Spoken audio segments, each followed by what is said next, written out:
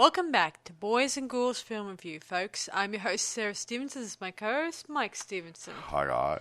So tonight we are reviewing a movie that came out just last year called The Last Voyage of the Demeter that was released in 2023, obviously. The Last Voyage of the Demeter has been taken from a portion of the Dracula book. I won't say novel, because it wasn't actually a novel.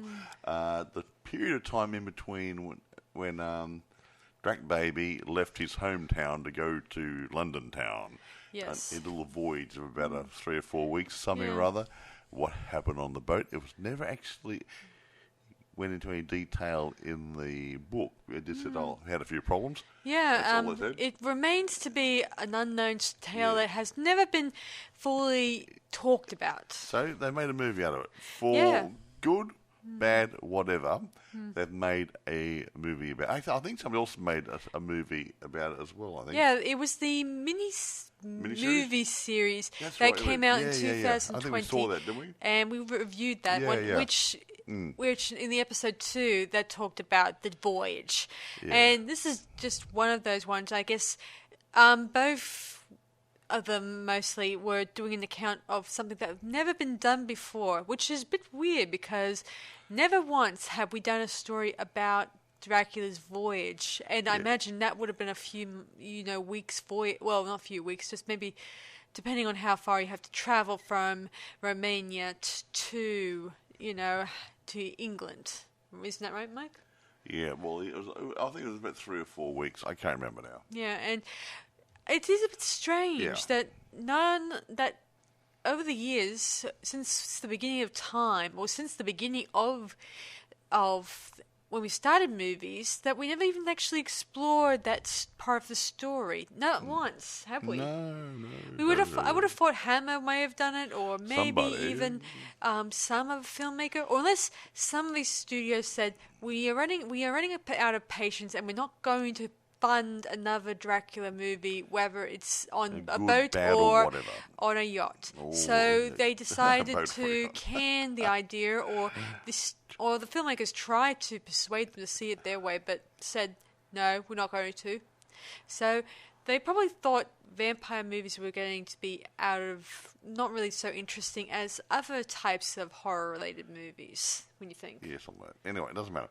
Okay, all good bits. Produced by Bradley J. Fisher, Mike Medavoy, and Arnold Messer, M-E-S-S-E-R. Directed by Andre Overdahl, local fellow. Screenplay by Bragi Schutt Jr. and Zach Olkowitz. Hope I got the names right there. Story by Bragi Schutz Jr. Based on the captain's log from the Dracula of obviously Bram Stoker. Now the players. Well, it's a good people actually. I gotta admit they have an interesting range of characters, and I should mention the Dracula in this one doesn't resemble any Dracula I did see before, but he reminds me a little bit of Nosferatu. He's a bit more demon animal like sort of thing. Yeah. Anyway, and go on. Corey Hawkins plays Clemens, a doctor who joins the Demeter. Not our choice either. I'm not quite sure the name, how to say this name. The lady's name, it's spelt Aisling, French Jersey. It's either Aisling or Ailing. We could have a silent S in it. But whatever it is, she plays Anna, an unwitting stowaway and the slave of Dracula. Now, what else we got here? We got Liam Cunningham as Captain Elliot, obviously the captain of the boat. Yeah, when I heard his voice the first time, it sounded vaguely familiar, and then I realized one of his voices was used in a Titanic documentary. Yeah, I think it was, yeah. That's where it clicked into place. Now, anyway, go on. David Dasmalkian, I think it is, plays Wozniak, the Demeter's quartermaster. Now, Javier Botet plays Dracula / Nosferatu. You know who he is. Right. Look, I won't go too much on all the other ones. You all got most of them got foreign names. I'll just make a fool of myself. Now, right, okay. Now, how much do you ask? The budget was rather stiff for what it is. It was about 45 mil. 45 mil. Only box office at 21 to 22 mil. Even though I got reasonably good reviews, average to good reviews from the critics, it still didn't profit well. Do well at the box office. Maybe because there's other good films on at the time. Don't know. It might pick some up in home media. I don't know. It's not a fast-paced movie. It's more of They say it's a supernatural horror film, but see, it's not an action horror film. It's more of a drama supernatural horror. So things do move a bit slower in a drama. So true. And people are probably expecting a bit more from it. And that's probably why it may not have done good at the box office as well. Don't know. Wasn't there. True. What else can I say about it? What do I normally do at this point on box office? And unlike other Dracula movies, it sticks to the storyline. Yeah, it sticks to the storyline reasonably well because they didn't. We have aliens in there or something, or lots and lots of little demons running around. No, I just had Dracula taking on the people in the boat. Really good stuff. And it does historically accurate types things in this. Try to keep it pure. Keeping it what the period could have been like in those days, historically as well as accurately. Yeah, exactly. So it's reasonably good in that regard. So, okay, what we're going to do is, there's not much more to say about it. So you might as well get into the telling of the tale, as it were. Okay, the story opens with the boat, the Demeter, arriving at England, and the lighthouse guys, and along with Scotland Yard police, obviously, arrive at the scene. And there's nobody on there. Well, and the only ones left on it are dead people. Yeah, they discover the captain's log, which details the events. So we then flash back to a couple of days ago or weeks ago. So we go back to when the before the cruise started. Yes. So about 4 weeks ago. We meet Clements, who's a doctor. He studied in Oxford. Blah blah blah, but he's not. He's well skilled. However, in those times, they were a little more racist about it, and he happened to be Afro-American heritage there, and he had trouble getting work because of his skin colour. On paper, he said, "Oh yeah, come for the job interview. Really good. You got everything you need." Soon you walk the door. We don't want you. So so he's looking for another place to go. So he's heading to London. Yeah, see, heading back to London. Yeah. So he wants to get hired on the Demeter, but unfortunately, they hire some ordinary shipmen. We also meet some gypsies who start loading some crates onto the Demeter, and one of the new hired crew notices the symbol on it. Actually, some of the box had Dracula's symbol sprayed on it, like a stencil, but one actually had it etched embossed, raised capitals and stuff. So, that's the main box. He didn't want to go on a boat. So the new crew member says, "No, keep your money. I'm not staying on board. See you later, bye." Because he knows. He knows who Drac Baby is. And the gypsies, they are just doing their job technically, and they don't give a rat what's going to happen to the crew. The warlocks, they were sort of they put up with him. They acted like we'll put up for your shenanigans if you'd leave us alone a bit. So he just took the odd person for a snack occasionally and stuff, but they were a little bit like servant class to him. So anyway, they load him on board, and they say the final say may God help you, sort of thing, in their way, because they know deep down none of those crew members are going to survive as we know it. So they're short-handed, the crew. So Clements was hired that very day. Because he knew a bit about boats. Yeah. He does explain to them about his history, how he studied to be a doctor, studied at Oxford, the big times, folks, the real big university stuff, Of course, he likes to work. He doesn't mind whatever job he gets as long as he works. Exactly. Also, Captain Elliot, the captain of the Demeter, who tells them that this is his last voyage, and once he hands over the reins to his his first officer, that will be his boat from now on. Yeah, just like Captain Smith in the Titanic. Hey, yes. Very similar. Yeah, and that means he went down the boat. Literally. He also plans on giving them some, good wages, as a bit of thank you. No, it wasn't that. It had something to do with, I think, Drac Baby. So Drax. He said, hey, if you guys have my boxes there within so many weeks, there will be a bonus for all the crew. Ooh. And so they didn't want any delays. So they said, we'll work really hard to get the boat here. And well, Drac got hungry, didn't he? Yeah. Anyway, we do meet Captain Elliot, his first officer, and we meet Toby, Captain Elliot's son. Grandson. Yeah. And his dog, I don't know his names of his dog, obviously. It's Huckleberry. Huckleberry, sorry. Yeah. And a chef, and another crew member, obviously, and of course other crew members we will get to see later on. So they settle in and start working the ship as best they can as they go along. And then on one fateful night, the animals that are kept in the hold, they get slaughtered by an unknown force. And at first they think this was not done by any person. It looks like it was done by an animal or infection or a virus anyway. So they give rid of the livestock because there's no point in keeping it because it might pass on to the humans, stuff like that. I don't think so, but you never know. It could have gotten infected by the vampire disease too. You don't want to end up having a vampire goat. Shouldn't think so. I mean, they eat anything anyway. True. Anyway, so soon enough, they do find out that about Anna, who's before I forget, the crates that were inside the hold with the animals, they break apart, and we get sneaky bits of Dracula wandering around on deck. And the crew gets spooked. He never once says, I want to drink your blood. No, he had very few lines. Oh, yes. He's not very... This is not a speaking part, I might say. It's an eating part. Yeah, it doesn't matter.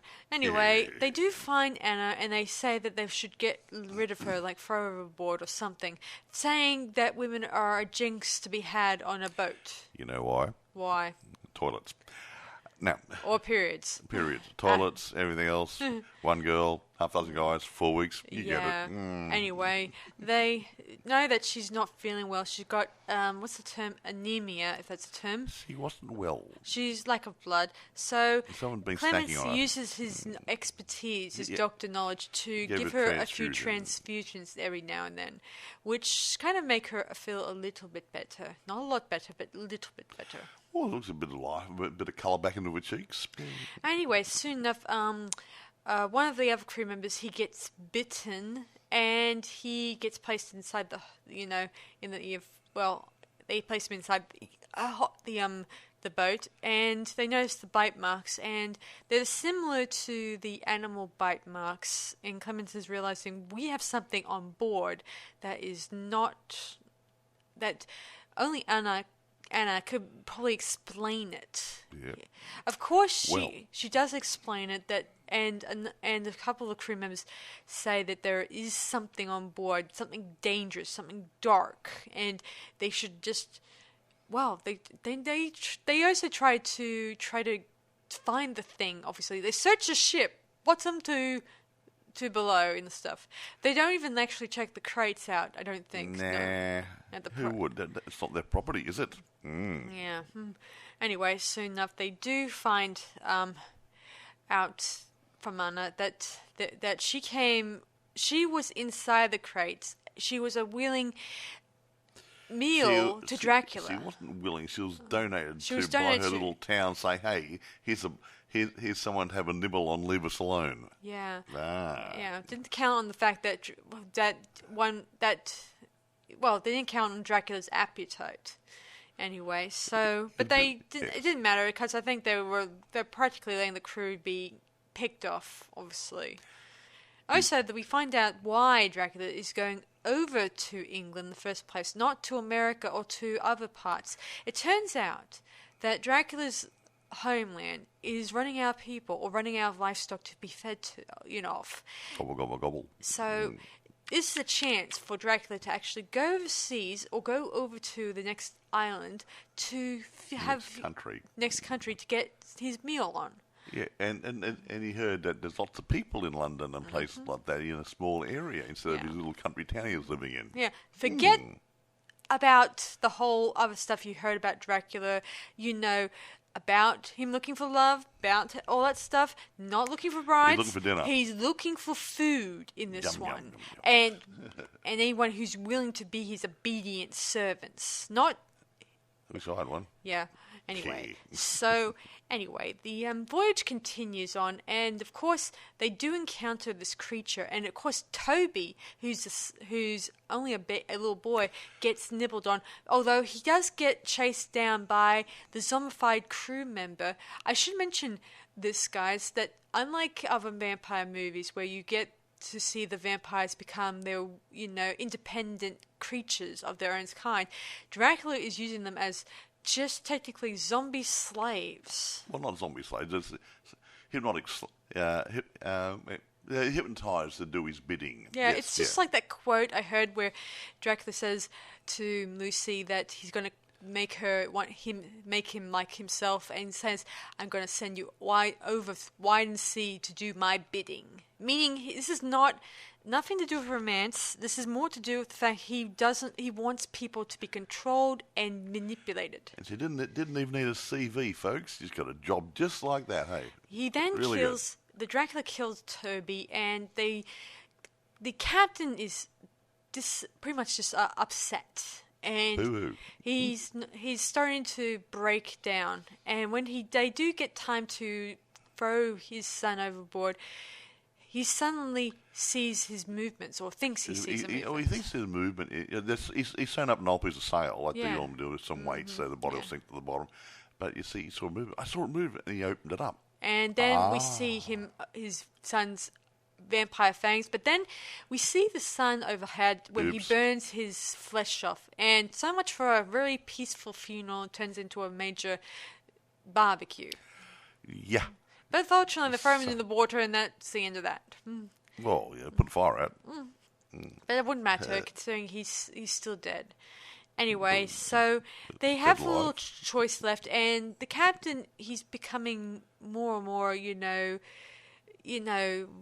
doesn't exactly think anymore, because I think that he knows that this is a doomed ship and all that stuff. Duh. So no shit, Sherlock. Clemens comes up with a plan that they should destroy the boat and destroy the vampire on board, and then try to get away. Of course, they then make up a plan with using Anna as bait to lure the vampire to her, and in order to get him to be shot. But unfortunately, it's a foggy night. It takes place at nighttime. Why can't they do it in the daytime? Just maybe they're not thinking. Who cares at this point? They don't seem to even put any thought into the whole fact he might be hiding into those crates of dirt, not just his own dirt thing. There's more than one crate on board. Remember that. He had a half dozen crates, and one is his main crate. The other one that was supposedly, from the story, I think he's going to have them delivered to different places around town, so he can snack around. If he gets a bit caught short, he can pop into one. Yes. Yeah, so as they try to put their plan into play, the fog starts getting heavy. The men can't really see the deck anymore. And while this is happening, the captain, he ends up getting attacked, and he gets tied to the helm eventually. Not in that exact order, but so they try to fight the vampire, but one of the crew gets knocked off, thanks to Dracula and his massive wings. And like I said before, he's technically a bat like Nosferatu, from that particular movie, if not a little adapted to suit the new audiences. Anyway, soon enough, our other guy gets knocked off next, obviously, and it's up to Clemens and Annie to Anna to get off the boat and try to sink it. So they end up setting. Let me see. What did they do? Oh yeah, they set. They start breaking apart the boat. One of the guys starts hacking at the hull up below water level with an axe to try to let water in, and someone else doing something else. They're doing a few things to trace the boat. Yeah. Anyway, the idea was to sink it. Captain Elliot at first objects to this, but he then realizes that they want to sink the boat. If they don't, then all hell breaks loose. Okay, so Anna tries to quickly get the lifeboat off, get it organized, while Clemens is the last man standing against Dracula. And of course, he yells out that you're a coward and you killed the crew members and you're gonna pay for it. Of course, Dracula appears and scratches his neck. He doesn't bite it as of yet, but eventually Anna was able to shoot Dracula and Clemens was let go. And of course the boat is beginning to sink, and soon enough Clemens and Anna quickly make their escape, obviously, landing on a bit of raft. Reminds me a little bit of this next scene, makes me think of Jaws, right? Would you say, Mike? Yeah, a bit like in Jaws when they were on after their little boat sunk. They had some wreckage there. They were hanging onto it. At this point, the boat is finally landed on the shores of England, and of course, that's where it catches up at the beginning of the movie. Meanwhile, while this is happening, Clemens and Anna, she's still floating out there, and she knows that she's going to be dying in the sun because... No, she knows she's transferring into a vampire. Yeah. She doesn't want to become a monster, so she willingly lets the sun... she goes off the bit of a driftwood by herself and sits there in the sun and gets... It becomes like a Viking funeral. Yeah, like a Viking funeral. She sits there and the thing is, and then all of a sudden she bursts into flames. Clemens cries and grieves over her. But then we see him much later at a pub, drawing a picture of her, mourning the dead crew and the captain. Then we get him talking to one of the bartenders, I think, or barmaids, and asks them about where Carfax Abbey is. And they ask him, "Oh, are you the owner?" "No." But he knows the person who owns it, obviously. He probably got the paperwork from he saw the paperwork, Anyway, we then get a tap, tap, tap, which we hear throughout this movie, which is meant in throughout an all clear signal in for the the crew. Signal, they tap on the wood, the hull, the frame of the hull, and you can hear it through the boat saying, everything's good. Yeah. So he's doing it. In the pub, he hears the same thing. He looks over and then just sees Drac Baby dressed as an aristocrat. Yeah, so he's taken on human guise. Yeah. He then brushes against Clemens's neck, which has the cut still clear, clearly in sight. And he then notices Dracula and he watches him walking out into the street. And this is where Clemens realizes that he has to take revenge on the crew and the captain. Take crew on them. And take revenge for the crew. And he remarks that he's going to send Dracula back to hell. And then the credits roll and we know where the story is going next, don't we? Because obviously... As we all know. Then the ordinary movies take over from there. He sort of... Drac does a tour of the town, has a nibble here, has a bite there. Yeah. But as we said, Clemens doesn't make a no-show after this, and I don't think they're going to make a sequel anytime soon, I don't think. Because if that meant they'll make a sequel, that means it might drift away from the original Dracula story when I think about it. Oh, okay. I mean, that's my theory. Anyway, I don't think it's an all bad movie. It's something new. Look, the point is, I think the only reason why it didn't gross a lot at the box office is because I think people were expecting more jump scares, maybe a tad more action and that sort of stuff. Maybe. I think the storyline's pretty damn good. And I think most people... The filming's good, acting's good, everything's good about it, but some people probably were expecting more from it than what it was giving. Yeah. Mike and I were discussing it today, I think. We were discussing how we thought maybe Clements might be Van Helsing. Well, no, I thought... might not be Van Helsing. No, I didn't say. I said to you, I was waiting for someone to say, I'm going to change my name to Van Helsing or something or other. But we all know Van Helsing was actually a university professor who was actually called by Dr. Seward to administer doctor stuff to his, was it niece or his daughter or something? Yeah. Well, actually, it was a fiance, to Dr. Seward's fiance. Yeah. Now, okay. So, it appears that they didn't take that line and they didn't trash the story, which is good. Mm-hmm. There you go then. Yeah. What can we say about it?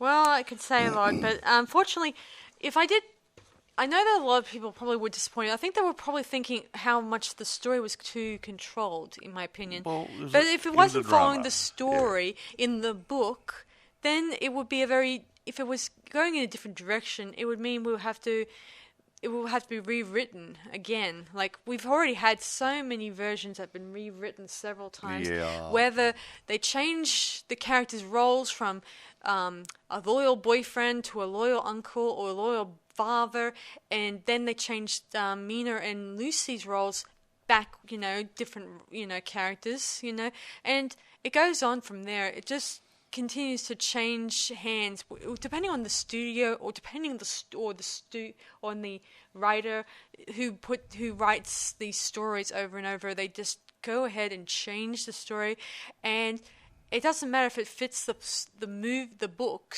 They just do it. They don't care about fans-based theories or anything like that. Anyway, I don't have any issue with the plot so much, but I did like the fact of the history accuracy in this movie, obviously. Unlike other people who probably think, oh, this is very racist, blah, blah, blah. But you're going to have to face it, folks. Racism is real. Deal with it. Wake up. Yeah. See, poor Dracula. He's from Romania. Yeah, I do think that Clements and Dracula have a common thing. They're both outcasts in society and won't get accepted by society. Although that's one thing that should have been explored a little bit more. Maybe it would have caused a little bit of a combination of both people's different views about the world and stuff like that. But I guess the studios wanted to make this into just more focused on hunting down Dracula, no common ground, nothing in between the characters and the plot. Anyway, what's the reception like in this, or should I just think about average in most cases? But in most, some actually gave better than average. Okay, here we go. Right, Rotten Tomatoes 49% out of 100. Reviews are positive with an average. Blah blah blah. It said the last voyage of the Demeter finds a fresh angle on Dracula's oft-told tale, although lackluster execution often undercuts the story's claustrophobic tension. So it's saying it's good, but it could have been a bit better. And I really think, they needed that bit of extra energy put into it. Metacritic doesn't say anything, but it says pretty much 52 out of 100. Cinema Score gave it a B- on an A+ to an F scale, while those polled at Post-Track gave it 66% overall positive score. Vulture's, whoever they are, Bill's Abiri wrote, what truly distinguishes Last Voyage of the Demeter beyond its thick atmosphere of dread is its gleeful cruelty, the delicious mean streak with which it sets up its suspense set pieces and its kills. The film is filled with delightfully savage surprises, and suddenly, in this most predetermined of movies, anything seems possible. So he liked it. It goes on like they're sort of saying good things, but no one gives a really, really, really good thing on the old numbers or stars or the B pluses and whatever.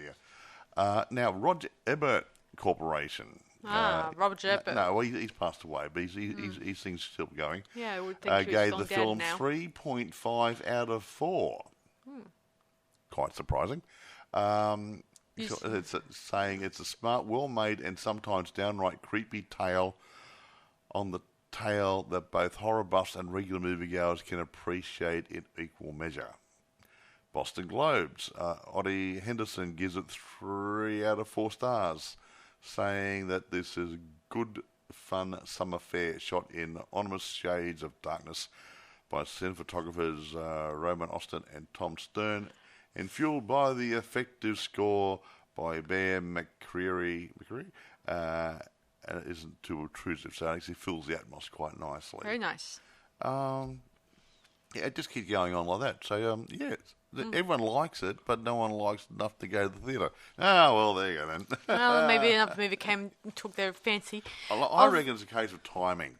Yeah. If it's coming out in the summer, and the summer holidays on and different things, they're releasing other films at the time and people are going to the theatre, they're going to spend so many dollars.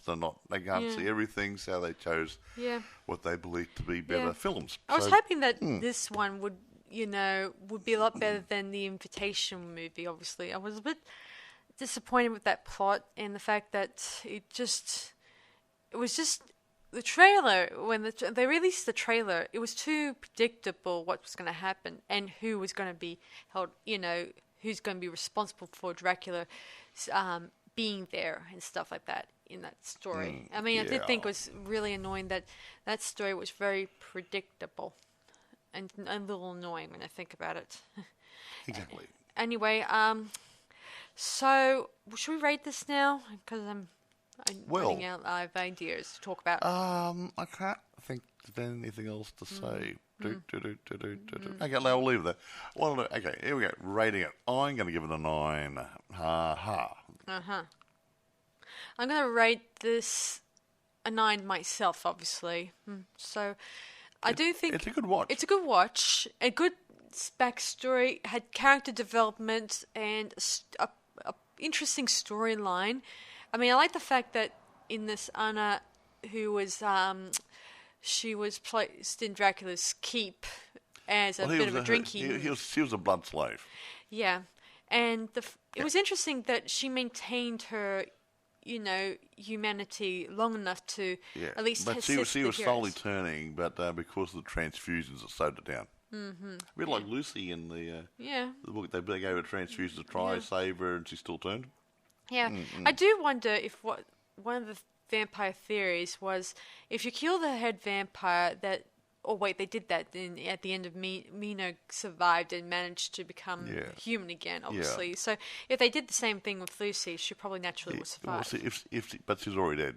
Yes. No, it's anyone on the way to going wouldn't go. Yeah. Yes. Anyway, so 9 and 9. It's not too bad.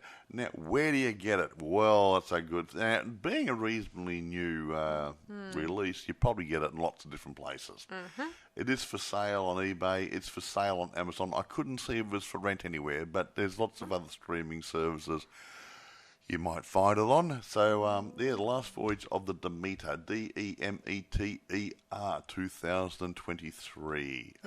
There's only one around. So, go for it. I mean, it's a good watch. It's not an action supernatural horror. It's more of a drama supernatural horror. Question, Mike. Yeah. On Wikipedia, what listings of genres were there on this movie?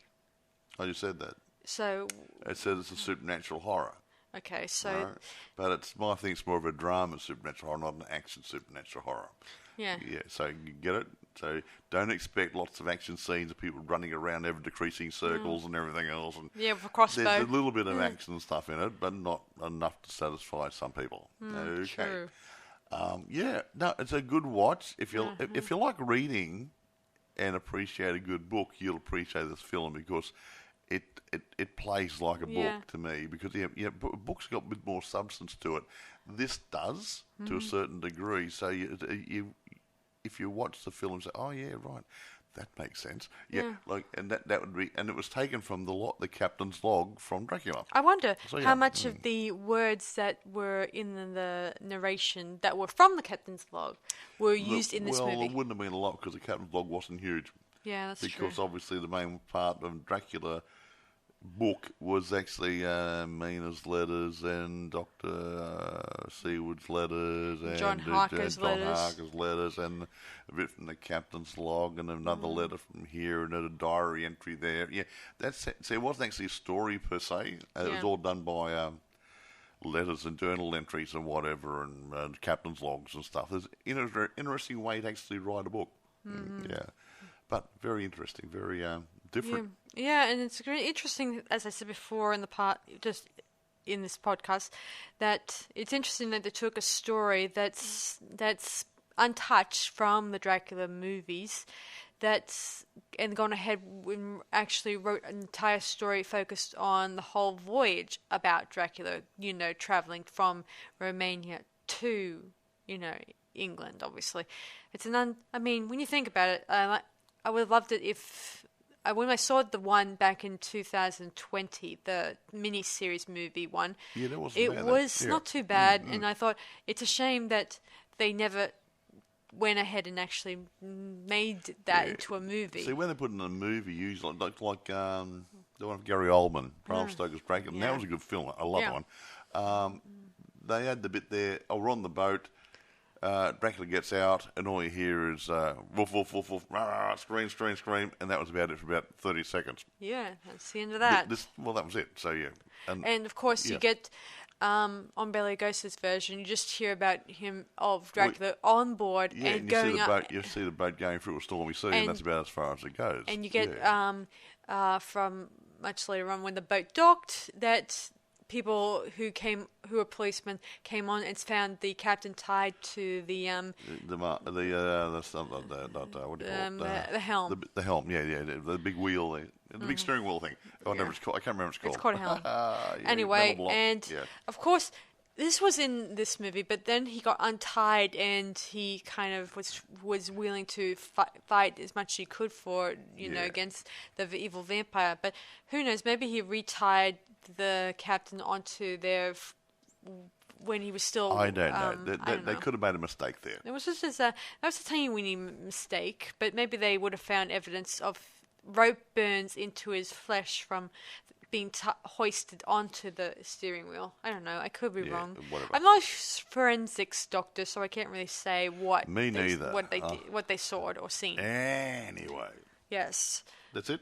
I think that's it. So, I'm sorry if this is a short one again, guys. I'd rather have them a little bit shorter so we won't bore you going, what do you want to do? I don't know. What do you want to talk about?